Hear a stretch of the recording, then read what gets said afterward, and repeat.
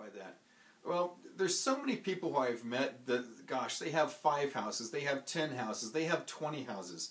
And for some reason, they feel like they have to have a separate LLC for each property. And I know why they feel that way. Is somebody's told them, oh my gosh, if you have all 10 properties inside one LLC, and now that LLC gets hit with a lawsuit, you're going to lose all the equity inside there. Well, if you're doing things wrong, that's absolutely correct. You will lose all the equity. But there's a very simple strategy where you can protect yourself from losing all the equity if you put all the properties inside one LLC. And what is that strategy?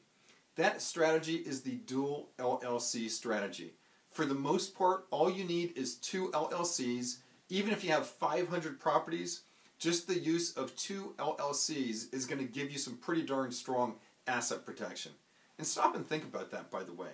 If right now you're running with 4 or 5 LLCs, between me and you, you know it's an accounting nightmare. It's a hassle to keep up with everything on that.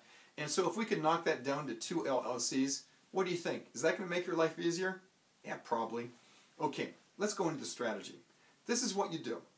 Whenever you acquire any real estate, whenever you're going to be buying and holding that real estate, go ahead and acquire it in LLC number 1.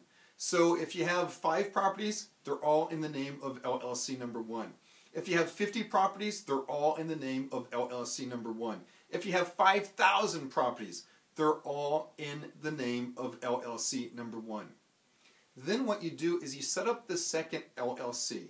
And as soon as you acquire any property in LLC number 1, what you do is you sell an option on that property over to LLC number 2. So LLC number 2 is sitting off on the sidelines. It's not doing anything. And since it does nothing, it's not going to be incurring liability. But LLC number 2, via the option, is going to be controlling the equity inside LLC number 1. So LLC number 1, it's running and gunning, it's doing all sorts of real estate deals. And now let's say somebody hits LLC number 1 with a massive lawsuit. It's a $500 gazillion lawsuit, and they actually win that lawsuit, and they start going after the assets inside LLC number 1. What happens?